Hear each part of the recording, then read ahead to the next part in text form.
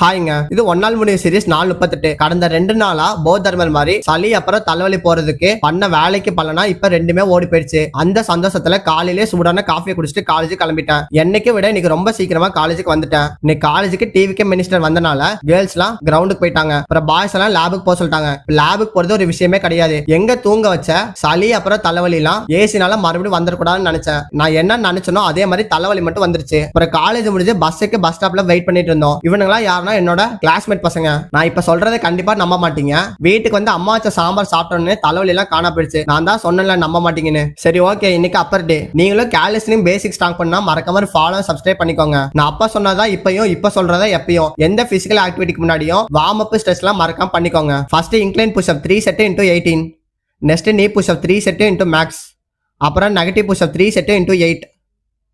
லாஸ்டா dead hang 3 set into 35 second. அதெல்லாம் பண்ணிட்டு 2 முட்டையும் ஆட்டுக்கால் சூப்பையும் சாப்பிட்டு தூங்க போறதுக்கு முன்னாடி மறக்காம விக்ஸ தேய்ச்சிட்டு இன்னைக்கு ரொம்ப சீக்கிரமா தூங்க போயிட்டேன். சரி ஓகேங்க, இன்னைக்கு போயிட்டு வரேன். நாளைக்கு பார்க்கலாம். டாடா.